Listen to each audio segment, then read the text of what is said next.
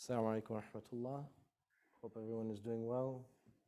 Bismillahir Rahmanir Rahim. Alhamdulillahi Rabbil Alameen. Wa afdalu salatu wa tamu taslima ala Sayyidina Muhammad wa ala alihi wa sahbihi ajma'een. سبحانك لا علم لنا إلا ما علمتنا إنك أنت الحكيم العليم اللهم انشر علينا رحمتك وأنزل علينا حكمتك يا ذا الجلال والإكرام. Thank you everyone for joining us here again. The first one, of course, the first session, we kind of organized all of our thoughts, and then now we're going to talk about the crises that Imam al-Ghazali encountered and how it relates to us. A lot of today's discussion is about what does it mean to be authentic? What does it mean to be genuine and to be real? The word personality in Latin comes from the root persona.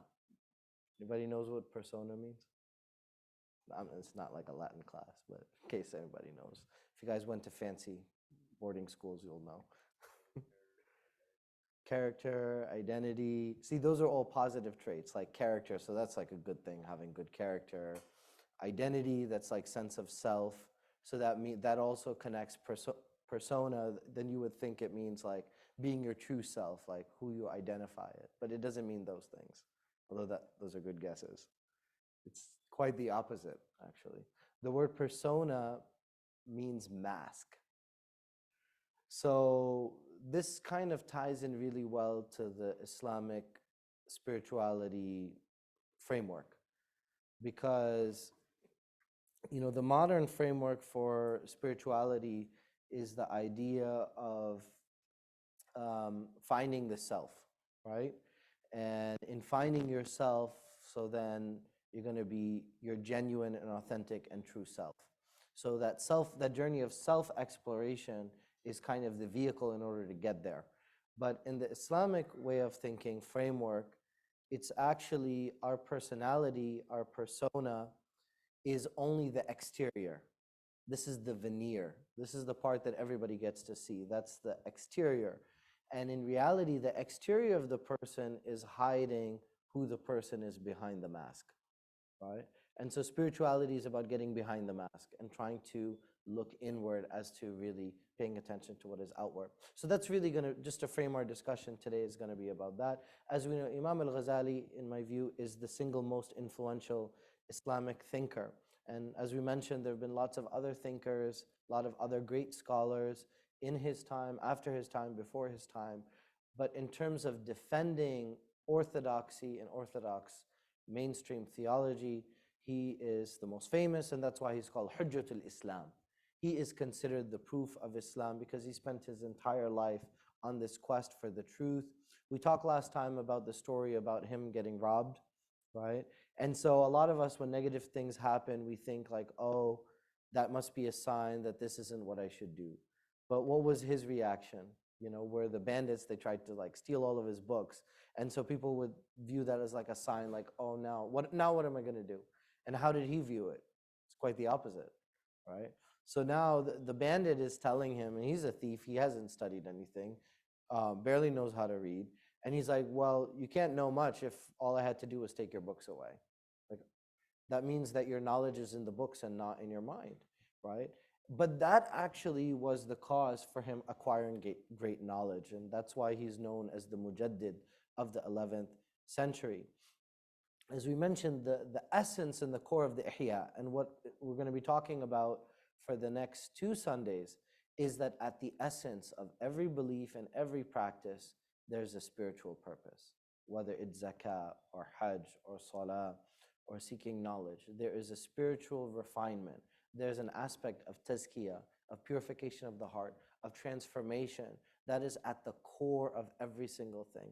And that's why we named this session From Ritual to Spiritual. Because a lot of times we go through the routines and we get used to doing things because, oh, those are the steps of prayer. But have we really thought when we go into sajda that this is the moment in which our heart is at the lowest point? Our heart is raised and our mind is at the lowest point. So what does that mean, right? What does it mean that we direct our bodies towards the qibla, to orient ourselves, right? What does it mean that in Arabic we write from right to left towards the heart? What does it mean that when we make tawaf, we go counterclockwise? with the heart facing the Kaaba. Do these things have significance, or are they just accidents? No.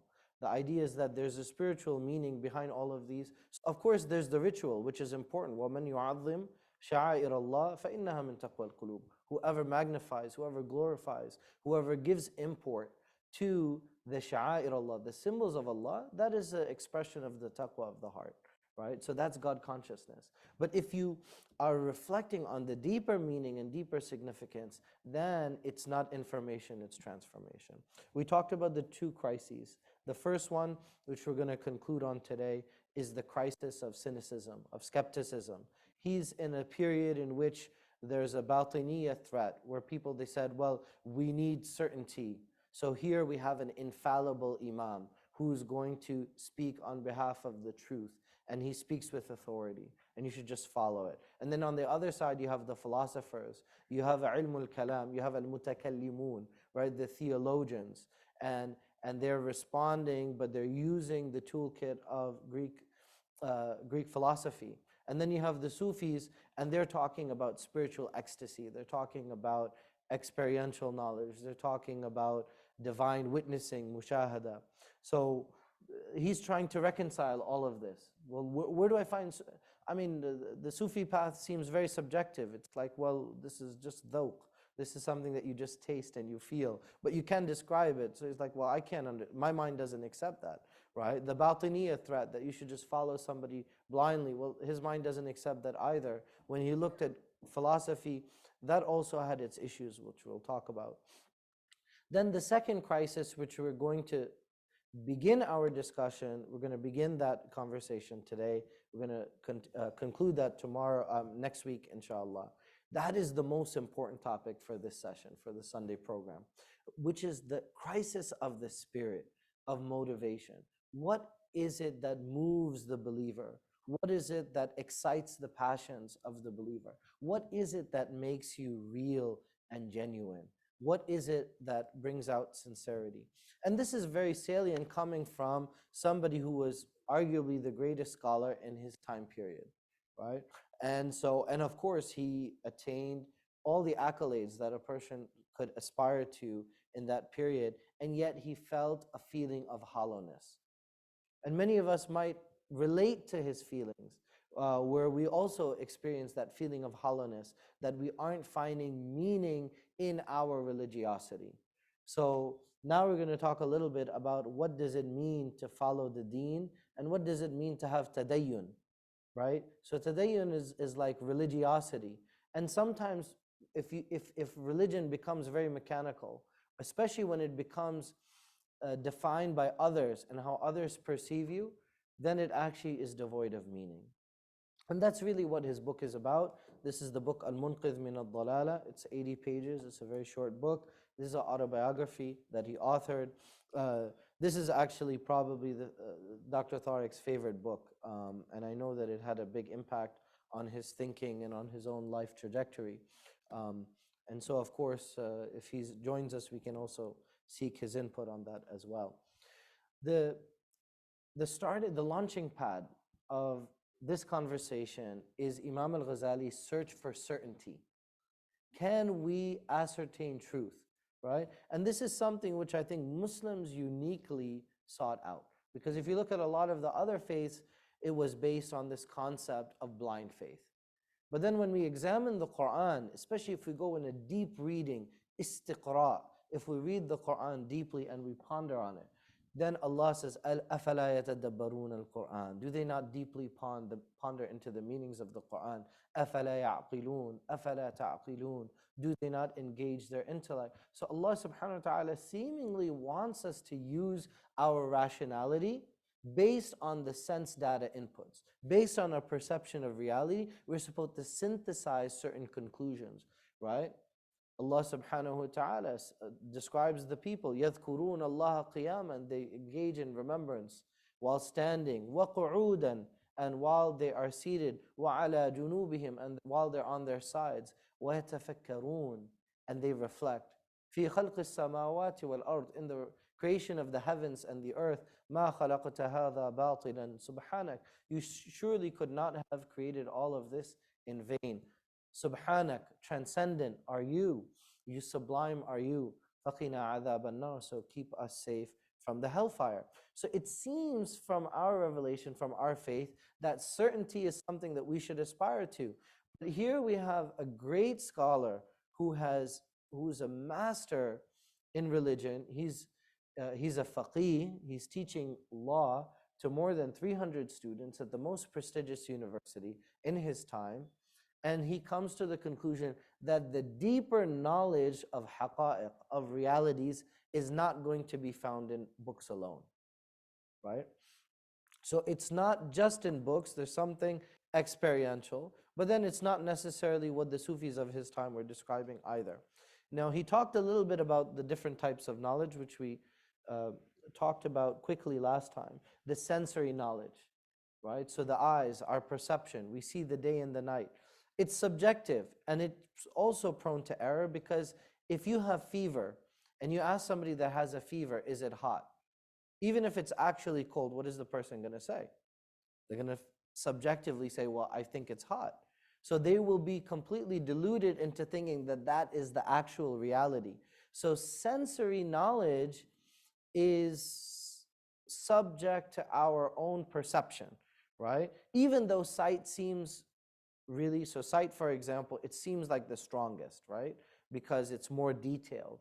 But if you look at a sundial and you ask somebody to look at the sundial and it seems like it's at 1 o'clock, and you ask the person, is the sundial stagnant? Is it moving? What is the person going to say? Locked in that moment, they're going to say it's stagnant. It's not moving. Because no matter how long you stare at it, for 10 minutes, 15 minutes, 20 minutes, you won't be able to perceive such a slow movement.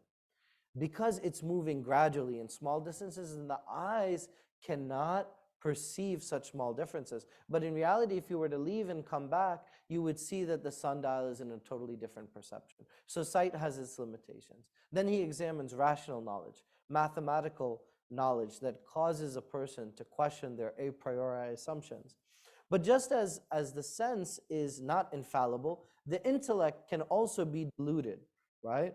You might think something is true, but it's not. So for example, and we're going to talk about this a little bit, in which you start with certain axioms, certain a priori assumptions that you assume to be true. So for example, if you say, I exist, it seems like based on rational thinking, but in reality it's based on sensory data. It's something that you sense. But even that is an axiom, because do you really know whether you really exist? No, that's just an assumption that you have to start with. And then of course Imam al-Ghazali, he prefers math, because mathematically, and this is an aspect of his thinking that's very modern, because he views things as always being true. So you can't argue with him that 2 + 2 doesn't equal 4, because he knows that they're always going to equal 2. And then what he does is he divides philosophers into 3 different categories. He says you have the materialists. These are the ancient philosophers. They allege that the world existed from eternity of itself and not by reason of a maker, right? So in the Greek philosophy, they believed in pre-eternity. This is called azaliya. They also believed in post-eternity, abadiya, that if something exists, it cannot seek to exist.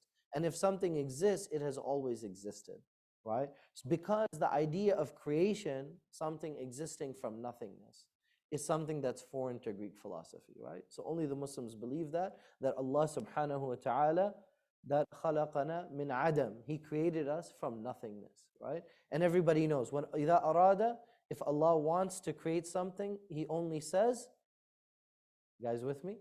What does Allah say? Kun fayakun. He says, be, and it is, kun fayakun. So as the poet said, he said, my existence is bayn al-kafi wal-noon. My existence is between the letter kaf and the letter noon. Bayn al-kafi wal-noon. Because Allah merely said kun, be, and it is. That's the first category. So there's something problematic there. Then the second category, the naturalists. These are the people who study the world of nature. They've seen the marvels of Allah's making, and they're compelled to draw the conclusion that there must be intelligent design. There must be a wise creator that has a divine purpose. But the problem is then they concluded that the soul dies, never to return. So the naturalists, they denied the afterlife. They denied judgment and resurrection. So now he has a problem with the naturalists also. Then he talks about the theists. These are the later philosophers like Socrates and Plato, who of course is the teacher of Aristotle. And Aristotle, according to Imam al-Ghazali, he said he organized the previous statements that were very imprecise. But he still considers them to be prone to disbelief and innovation. And he lists the people who fall under this category. And most prominent of them, of course, are Ibn Sina and Al-Farabi. Now, last week when I was talking about this, I got mixed up and I mentioned about Ibn Rushd. But of course, Ibn Rushd had not written yet. Averroes comes after the time of Imam al-Ghazali, so that comes later. So what he does, he divides philosophy into 6 categories. He says you have math, you have logic, you have natural sciences, you have metaphysics, you have politics, and you have ethics. He says mathematics, logic, and natural sciences don't contradict religion. But then he says the problem with this is that people who go into that, then they go on to study metaphysics that should be avoided. And he says this is the science which is the most dangerous. He divides into philosophy. He says it tackles 20 questions. 3 of them lead a person to disbelief, to kufr, and 17 into innovation. And in his commentary, he categorizes the beliefs of Ibn Sina and Imam al-Farabi as within the category of disbelief. So what are the 3 problems that he comes to the conclusion in terms of philosophy? Number 1, the denial of a corporal last day. They don't believe in judgment. Number 2, they believe that Allah knows universals, but that Allah subhanahu wa ta'ala does not know particulars. And part of the problem is that they are viewing Allah subhanahu wa ta'ala as operating within time. Right? We're not gonna go too deep because we might get lost there. But Allah subhanahu wa ta'ala, as the Prophet said, do not curse time. This is a hadith Qudsi in which the Prophet is relating from Allah that do not curse time. Why should we not curse time? Because the Prophet related from Allah, فَأَنَا الدَّهْرُ, because I am time. Not in the sense that Allah exists within time, but Allah subhanahu wa ta'ala is the one that created time. So that's a dimension that Allah subhanahu wa ta'ala created and that we're all operating within. So if you view Allah as operating within time, so then what's going to end up happening is you're going to come to the conclusion erroneously that Allah knows something and then comes to know something later. And that's not possible. And then the third thing is the eternity of the world. Now, as a side point, they also denied the divine attributes, that Allah is known by His essence, right? So what we believe is that Allah subhanahu wa ta'ala, وَلِلَّهِ الْأَسْمَاءُ الْحُسْنَى, as Qari Anas recited a few nights ago in the Taraweeh prayers. So Allah has divine attributes. So for example, we know from the 99 names that Allah is As-Sami', He is the all-hearing. We know that Allah is Al-Alim, the all-knowing. We know that He is Al-Hakim, the all-wise. But can we separate His attributes, His omniscience, His all-knowingness? Is that super added onto His that, into His essence? Is it something that's added to it? Or are there attributes that are inherent to Allah subhanahu wa ta'ala? Now, the problem is, they believe that Allah subhanahu wa ta'ala's attributes are separate from His essence. And this contradicts the belief of the Aqidah and the belief of Muslims. So this is also a fourth problem. Okay. So this is the problem that he has with the philosophers. He writes the book about Tahafat al-Falasifa, about the incoherence of the philosophers. And then during this crisis of knowledge, he comes to the conclusion that all knowledge and any knowledge is fallible, right? So for example, if somebody told you, and he comes up with this example, that 3 is more than 10, and then that person turns stones into gold or a stick into snake, then would you believe them? And he said, no, it wouldn't change my conclusion. The fact that the person who's advocating for that position is able to do something that's extraordinary. The only thing that it would do is that it would make me wonder that how is it possible that a person is able to change a stick into a snake? So for example, in a dream, if you're in a dream, you might believe that what you're seeing in your dream, you might be completely certain that this is actually real. But then when you wake up from the dream, what do you come to realize?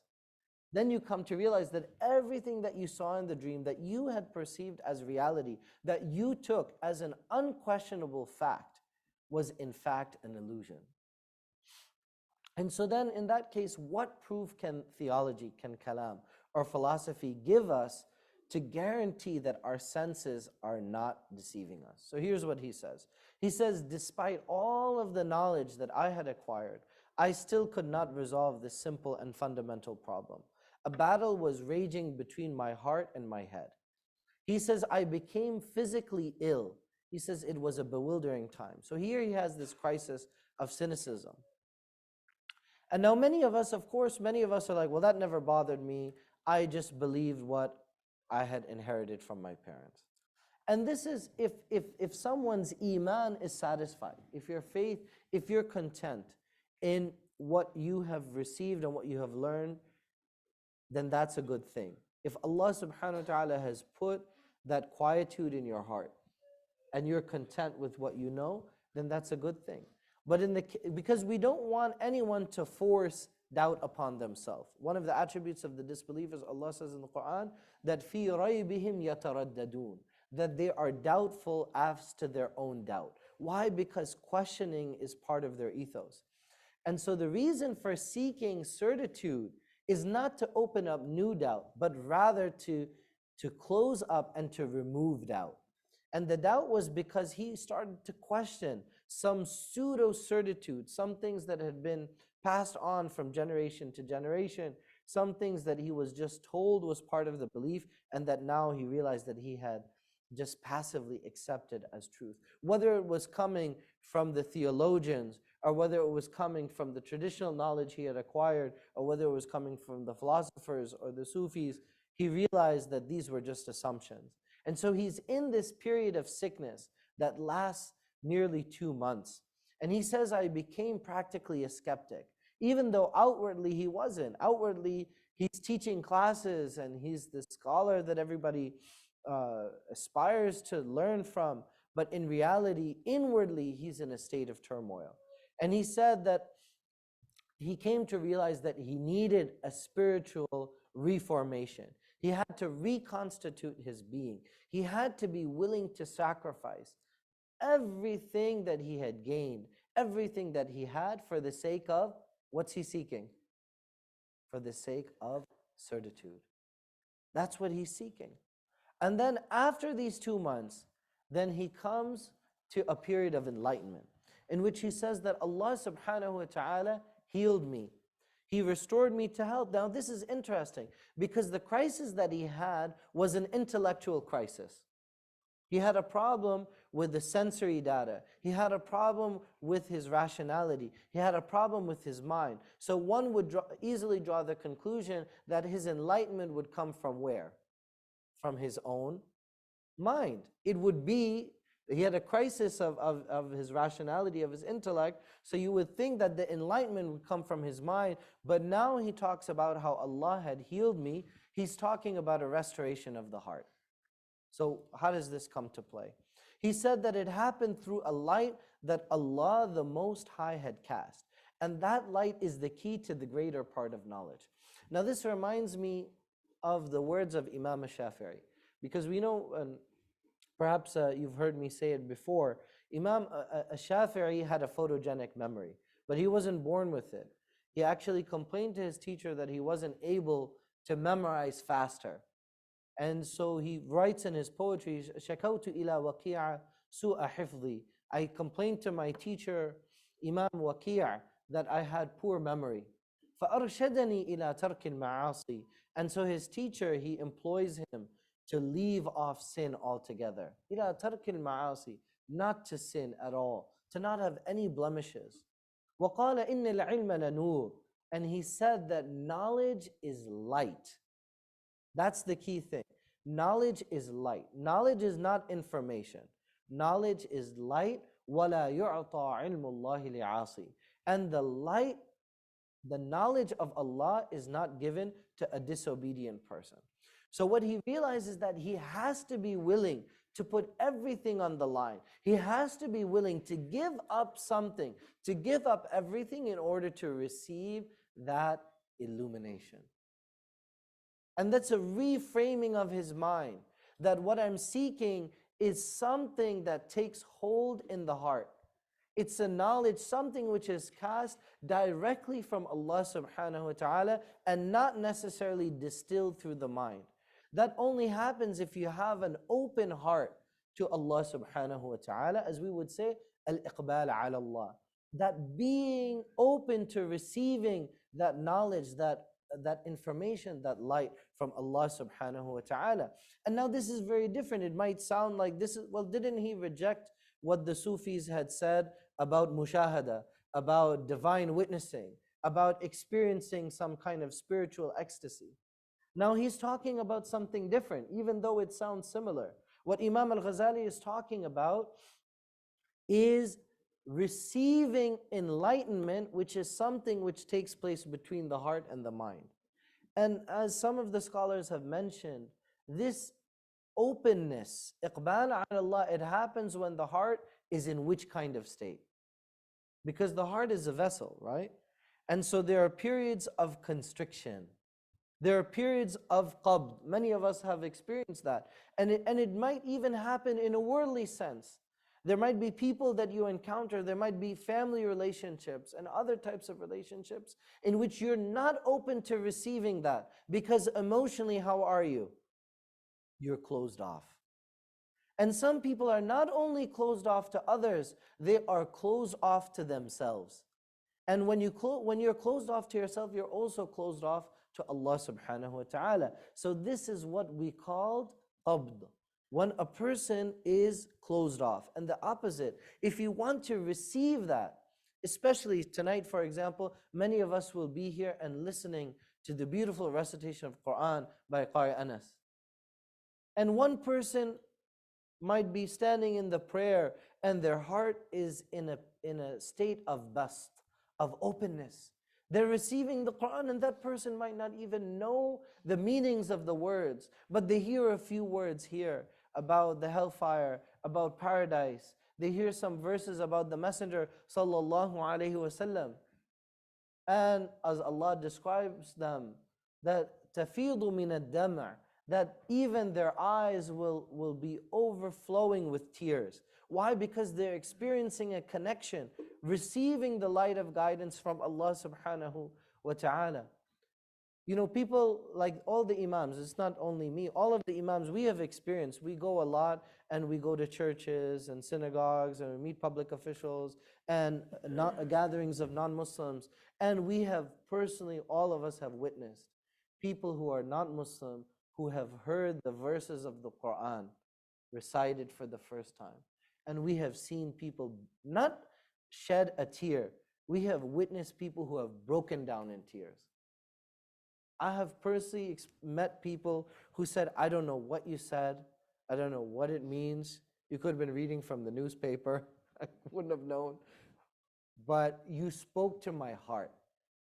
I've heard people say that I've never heard the Quran before. One lady, I remember, this is actually when I was a teenager. This is like, I won't tell you how many years ago that was. It was a long time ago. And she said that I know that the Quran has to be from God. Because there's no way a human being can put that together. And that was it. And she didn't become Muslim. And who knows, may Allah guide her. You never know where her path is going to lead. But I saw from her face that she was absolutely convinced that the Quran is the word from Allah subhanahu wa ta'ala. But how many Muslims don't have, they might be listening to the same verses and they might even understand the words, but they don't have that experience. Why? Because their heart is in a state of qabd. It's closed off. And many people are going through their day and they're not experiencing the present because either they're overly obsessed with the past or they're overly concerned about the future, right? And they are not sahibul waqt. They are not living in the moment. They are not receiving all of the manifestations that Allah subhanahu wa ta'ala is sending you throughout your daily life. And they're missing all of these signals, right? So for example, you might be saying, well, I don't know if Allah subhanahu wa ta'ala is accepting my fast. I don't know if Allah is going to accept my worship in the month of Ramadan. But then as Ibn Ata'illah said, and many other scholars, they said, إِذَا أَرَدْتَ أَن تَعْلَمْ مَقَامَكَ فَانْظُرْ حَيْثُ أَقَامَكَ. You guys must have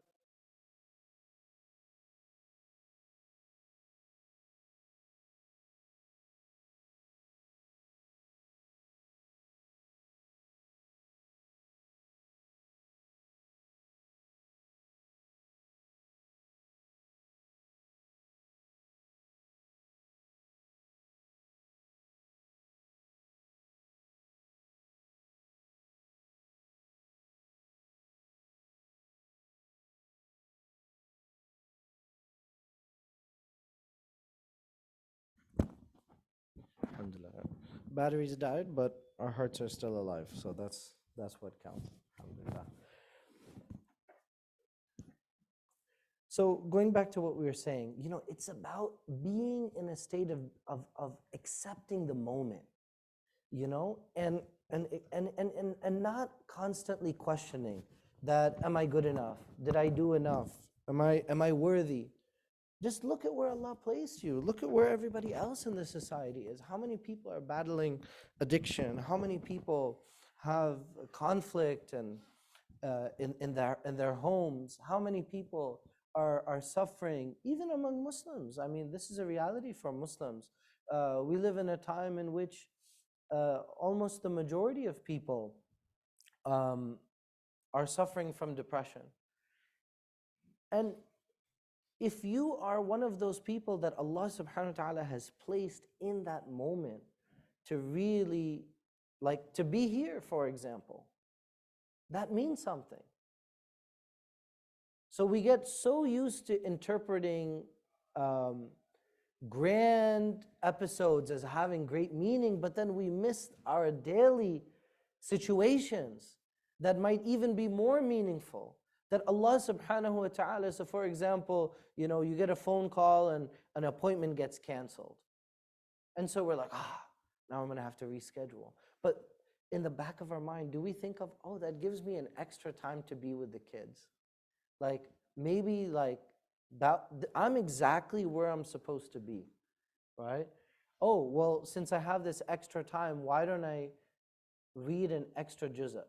And then maybe that juz is what allows you to complete your khatam and to complete the recitation of the Quran in the month of Ramadan. So you might not know what the reason is, but just the way of thinking, the way that you're receiving events as they're happening, not like comparing reality to the outcome that you have predetermined is the one that you prefer and the one that you consider to be the right outcome. As opposed to receiving things and understanding that I'm exactly in the place that Allah chose me to be in, and I'm exactly there at the time that Allah chose me to be there. That nothing is late and nothing is going to happen early. Okay, so how is that relevant in today's confusing time? We live in a time that's similar to the time of Imam al-Ghazali, in which authority is being questioned. Right? There was a time in which, in his time, in which religious fanatics were questioning the secular authority. In fact, at that time, they were assassinating them. There was confusion everywhere. And the modern time is also confusing and difficult. There's no clear light. And there's so many groups when you look at Muslims. Everybody seems to have another slogan, and people are asking, well, which sheikh do you follow and which person do you listen to? And then when you tell people, well, I just follow regular Islam, I'm just a regular Muslim, I'm Ahlul Sunnah, I'm following the people of the Sunni path, the Sunni way. People want you to narrow that down because to them that's too murky, that's too confusing, because people have created gray areas where they don't actually exist. They have created divisions. As Allah subhanahu wa ta'ala mentioned that when people divide themselves, كل فرق بما that Allah subhanahu wa ta'ala said, each group بما لديهم فرحون. They rejoice, they celebrate that we are this sect and and how many of us have encountered that, right? And Allah said that لست منهم في شيء, that you have nothing to do with all of these divisions. Allah says in another verse, لا تنازعوا, do not differ with each other. Why? Because if you differ with each other, فَتَفْشَلُوا, then you will fail.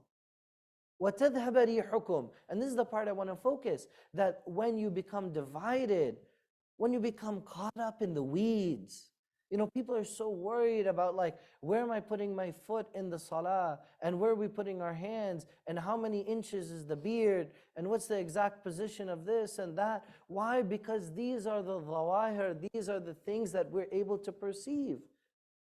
And I'm not denigrating their importance. Some of those things may have some importance, but they are not the most important things. Why do we obsess about them? That's easy. We obsess about them because we can see them. But in reality, the things that we can't see are more important. As the Messenger ﷺ said, إِنَّ اللَّهَ لَا يَنْظُرُ إِلَىٰ صُوَرِكُمْ وَلَا أَجْسَامِكُمْ. That Allah does not look at your forms. He doesn't look at your bodies, right? So many of us were like, well, am I beautiful? And what does that mean? If we're asking that question, if I ask you, do you think that you're beautiful? And you automatically gravitate and you think about that question in physical terms, then that means we're doing something wrong. Is everybody with me? When you ask that question, are you beautiful? And you start thinking about whatever body, in which we all have body image issues, right? Everybody does. They're like, oh, I like this, I don't like that. Insecurities, I'm not the right fit, I'm not this, I'm not that. But if immediately you think that beauty is something which is physical, then right off the bat, that means we're living for others. Because Allah doesn't perceive any of that. وَلَكِنْ يَنْظُرُ إِلَىٰ قُلُوبِكُمْ وَأَعْمَالِكُمْ. But rather, Allah only looks to your hearts and to your actions and to your deeds. And your deeds, of course, are reflective of who you are as a person, what you're made of. And so Imam al-Ghazali, he makes this point that don't be so obsessive with which school of thought you're going to follow, right? Because in his time it became, people were hyper fixated with which Imam and which scholar and which group. When the reality is that if you take somebody who's Hanbali, for example, in the legal school of thoughts, and you take somebody who's Hanafi, they are going to be 99% the same. We're differing only in less than 1% of matters, and the 1% that we differ in are matters that are not of great consequence, that are not of great import. And even different theological positions are okay. In the matters of aqeedah, we have some people who are Ash'ari, some people who are Maturidi, some people who are Athari.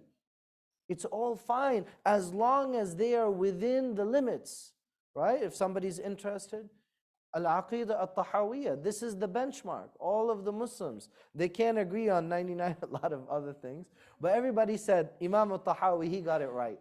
That's the Islamic belief system right there. So as long as somebody is within those boundaries, then we embrace them. Then we say, these are our brothers within faith. And so orthodoxy doesn't mean that you become a zealot, that you become extreme, that religion becomes like a weapon. Right? Religion can get weaponized. It becomes a tool where you feel better than other people. And if you use religiosity, if you use religion as religiosity, then what ends up happening is then you start to feel a sense of superiority. Then you start to feel that my religion is what makes me feel that I'm above others. And when that starts to happen, then you have to be really fearful. Then you're like the person who used to pray in the front row of the salah for 40 years. One day he got delayed, and he was so embarrassed, he was ashamed even to enter into the masjid. Anybody know what he ended up doing? 40 years he was praying in the front row, right behind the Imam. One day he got delayed, and he was so embarrassed. He's like, I can't even show my face. He was so embarrassed, he didn't even pray with the jama'ah. What did the man go back and do? He had such a crisis. This was an existential crisis for him. He went back and repeated 40 years of prayers because he realized that all 40 years he had been praying for so other people would consider him a religious man. And everybody has a different poison. That may not be you. Maybe it's hard for you to come to the masjid. That might be your struggle. Everybody's going to have a different struggle, right? But the people who are always there, who are like, oh, it's time for salah, and they dress the right way, they talk the right way, and they sound like, oh, you're a namazi, you're a very religious person. They're still, you think shaitan is leaving that person? No.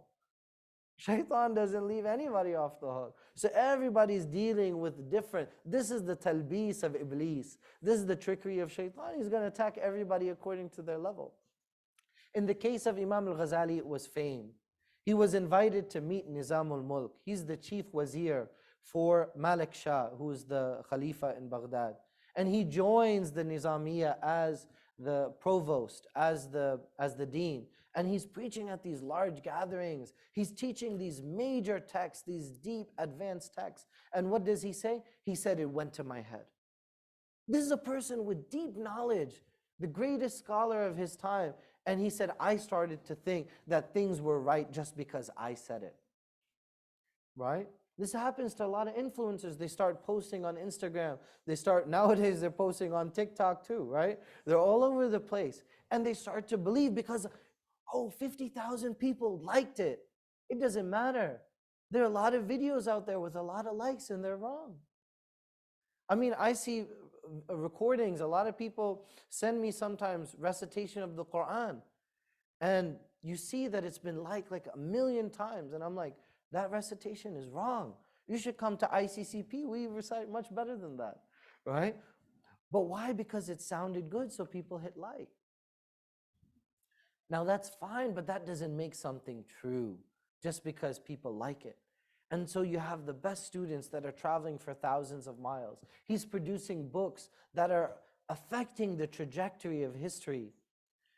He's accusing leaders of having this hypocrisy of forced consciousness. He's doing it publicly, and he's trying to protect the orthodoxy. But then, at the end of the day, you know, when you point the finger, the other fingers are pointing back at yourself. So Imam al-Ghazali, he has this crisis. He said there was something that was gnawing at me. There was a suspicion that I'm not practicing what I'm preaching. There's something wrong with myself because religion has become stale. It has become didactic. It just becomes a slogan, something that I say. It becomes a dry practice. It is not something, وَلَمَّا يَدْخُلِ الْإِيمَانُ فِي قُلُوبِكُمْ. As Allah mentioned in Surah Al-Hujurat, that the Iman has not fully permeated and penetrated every single part of my heart. Why? Because I'm busy with argumentation. I'm debating with students. But is he debating like Imam Ash-Shafi'i said? He said, whenever I used to debate someone, I would make a supplication that the words of truth would come from the lips of my opponent, from the tongue of my opponent, not from my own tongue. Look at the humility of Imam Ash-Shafi'i. Many of us, usually guys, real talk, when we're in a debate or a discussion with somebody and they're talking, we're only listening for one reason, right? Because we're trying to figure out what? Next thing we're going to say. That's usually half the time when we're in a conversation, we're like kind of listening, but we're synthesizing our next statement. We are not soaking in deep sharing. How many of us in our family lives, husband and wife, parents and children, how many people are 100% present, where they're really there? Like, I really want to know what you think about this. And we're worried. We're like, I don't get that from my parents. Well, do they get that from you? Your parents are 30 years older than you. If they can give you 50% of that presence that you give them, then you're doing well. Then that should be sufficient for you. But what ends up happening is we debate for its own sake. So then what he comes to the conclusion is the spiritual pathology of the ego. And this is something which is also, since we mentioned about Christianity early, this is something that the Buddhist religion talks a lot about, is about the ego being the source of corruption. Because he said the person can't be entrenched in their own agenda, because then there's no recognition of the opponent. Because in that universe, only you exist. Nobody else exists in your bubble. But in order for you to arrive at the truth, you and your opponent have to collectively be in the search and the pursuit of truth. And then if that happens, then it's not about ego stimulation. It's not about overpowering. It's not about debating and overcoming that person. That's not the object, but rather the truth. Now, at the beginning of this session, I talked about the word personality. You guys remember? The word personality comes from what word? Persona. And persona in Latin means mask. It's not sense of self. It is that veneer, that external, what we show to other people. And Imam al-Ghazali, he realized that the famous Imam Abu Hamid al-Ghazali, that's just the appearance. That's the mask. That's not the real person. Behind the genius, the brilliant writer, the wonder boy, the favorite of the Khalifa, of the Wazir, it was a person who was falling apart. A person who was in deep turmoil, who was in struggle with himself. He didn't like who he was.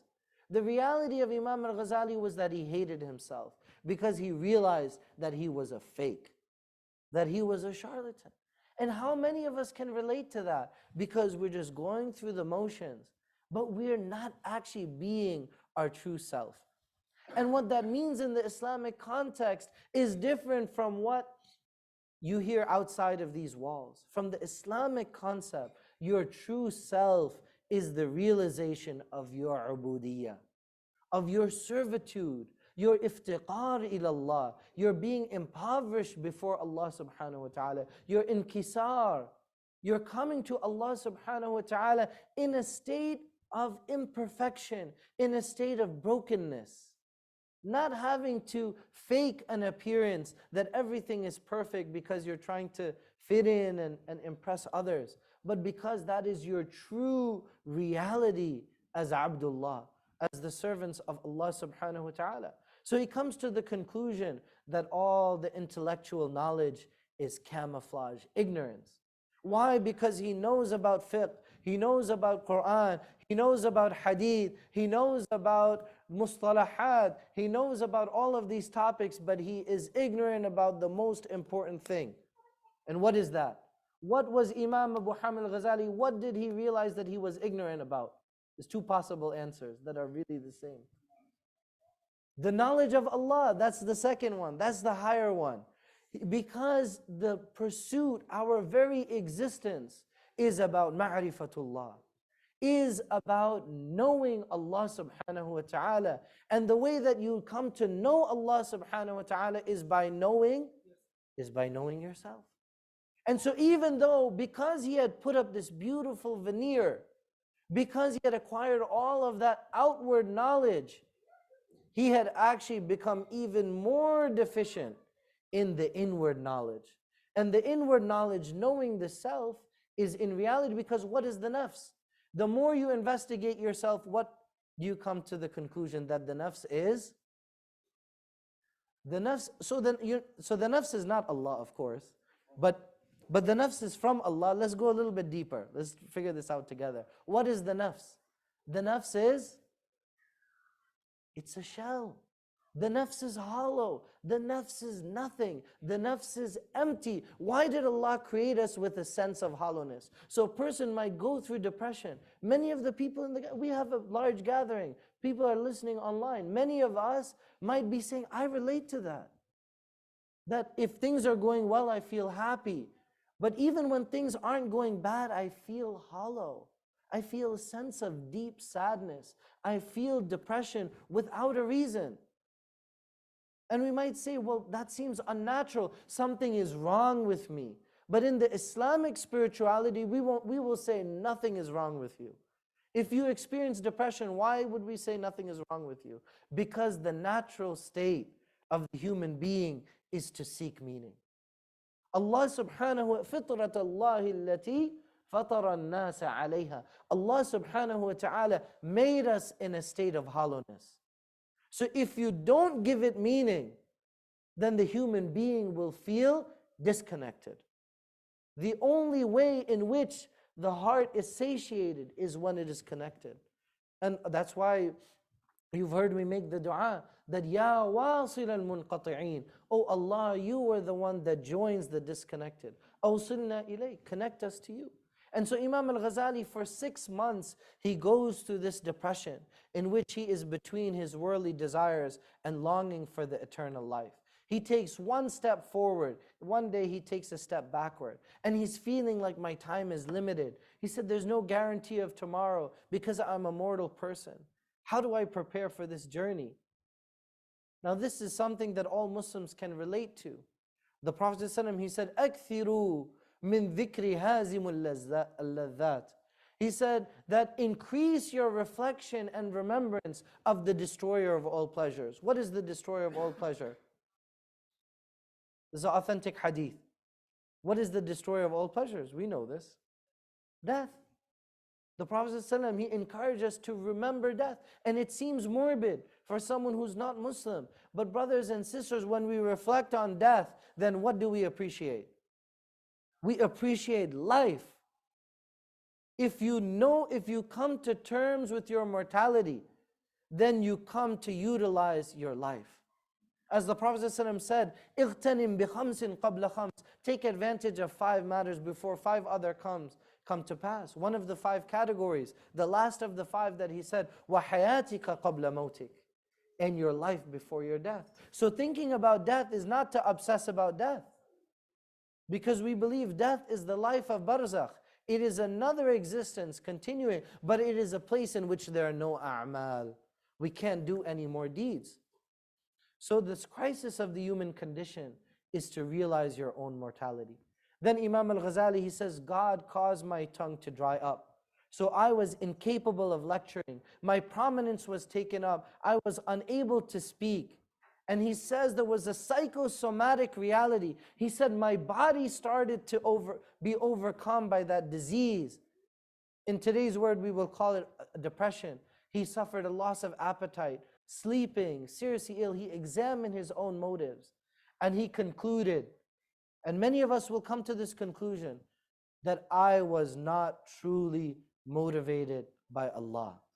I was not sincere. I was seeking influential position. I wanted public acclaim. I wanted to be famous. I wanted to be influential. I wanted to lead others. And so he crumbled back and he said, I'm at the brink of entering into the hellfire. And we might wonder, how could a great scholar like that think that he's going to enter into the hellfire? But his condition is even more dire because he's in a position of influence and power, and perhaps he's doing it only for self-aggrandizement. And so then he examined in the end the Sufi way, which remember he was very critical of. He said this is about spiritual ecstasy, this is about mushahada, right? He said this is about divine witnessing. And he said this is not about action, this is not about engaging the intellect. But then he finds a different perspective that combines intellectual belief and practical action. And he comes to the conclusion that it is action in the form of removing and purging obstacles to the soul, stripping away the characteristics, those character traits and morals that come between you and that create a veil between you and knowing Allah subhanahu wa ta'ala. This is different from what the Sufis of the time, they were looking for certain mukashafat, for spiritual ecstasy or experiences. And what he's talking about is a different kind of spirituality, which is to come to know your Creator, about ma'rifatullah. And he says, then the heart achieves its freedom. Why? Because it is free from everything, as Dr. Tariq mentioned in the Friday khutbah. He said that spirituality is about divorcing yourself from as-siwa. Were you guys here on Friday? Most of you weren't here on Jummah, actually. I don't recognize. Anybody who was here on Friday, I guess you were here on Friday. What did Dr. Tariq? I'm the only person listening to Dr. Tariq's lecture. In the Jummah khutbah, he talks about as-siwa. Siwa means other than. He said that spirituality is about purging everything other than Allah subhanahu wa ta'ala. Tazkiyatun nafs, purification of the heart, is about removing everything other than Allah. Then Allah subhanahu wa ta'ala fills the heart. So that's why we say, La ilaha illallah. Because first we have to remove al-jibt, we have to move at-taghut, any false deity, any false worship, any even stain of shirk.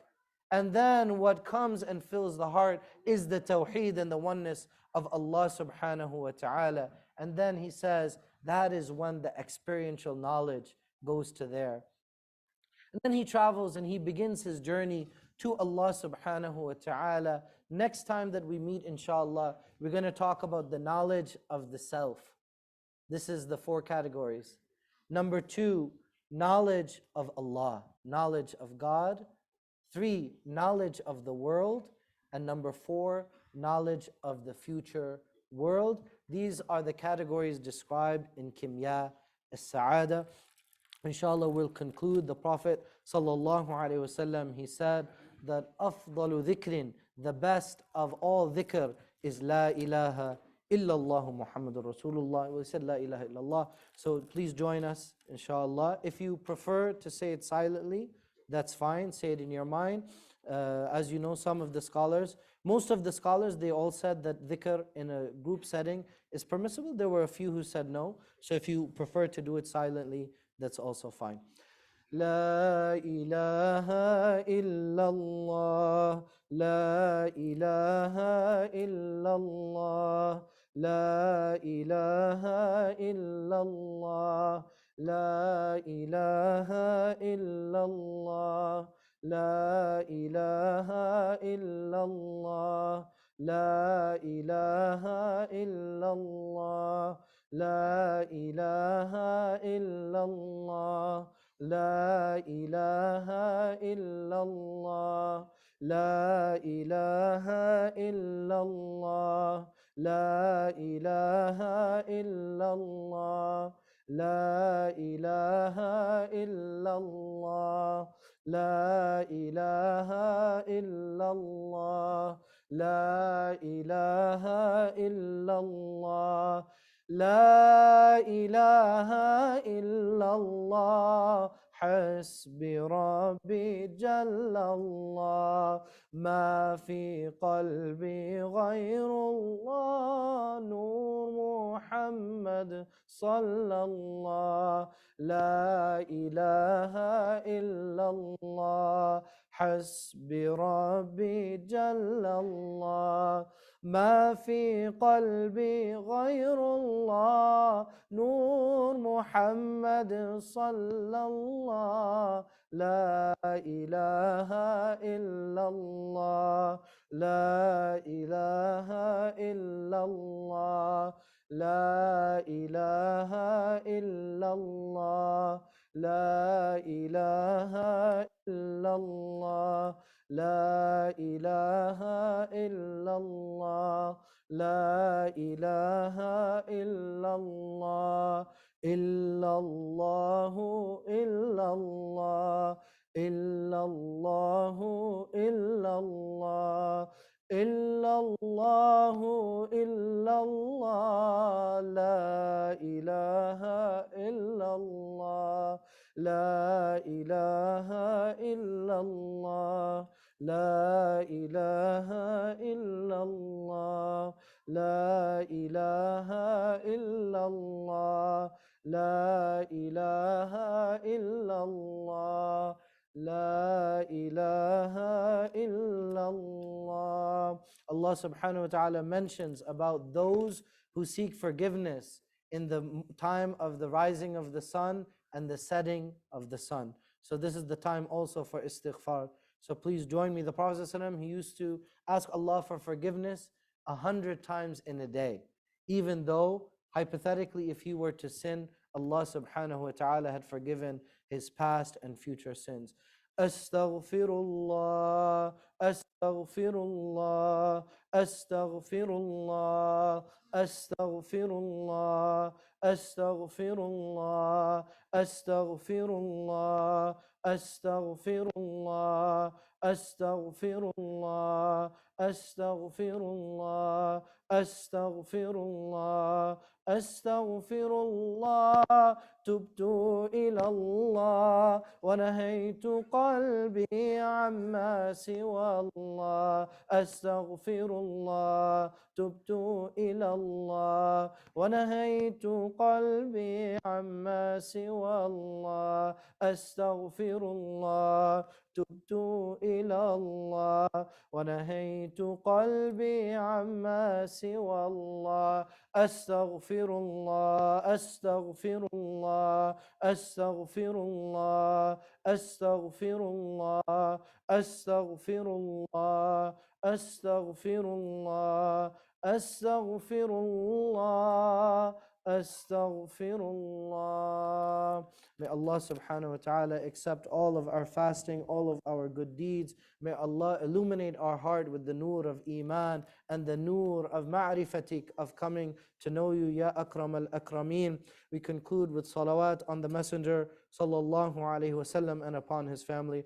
اللهم صل على سيدنا محمد النبي الأمي وعلى آله وصحبه وسلم. I think there's 1 minute left. Reminder, the Prophet ﷺ said that ثلاثة لا ترد دعوتهم. There are 3 categories in which their dua is not refused. All of their dua are mustajab. One of the 3 categories, as-sa'imu hina yaftur, when the fasting person is at the moment of breaking their fast. So a reminder to all of you to ask Allah to accept your forgiveness, to enter you from the highest levels of Al-Jannah, that Allah make us min al-maqbooleen, al-faizeen, that Allah makes us min utaqa'i shahri Ramadan, from those who are exclusive in the month of Ramadan, who are saved from the hellfire. May Allah subhanahu wa ta'ala protect you and your family and all of your loved ones. Have mercy on those from your loved ones who have passed away, and may Allah heal from those of your loved ones who are sick. شفاء لا يغادر سقما. سبحان ربك رب العزة عما يصفون وسلام على المرسلين والحمد لله رب العالمين. بارك الله فيكم.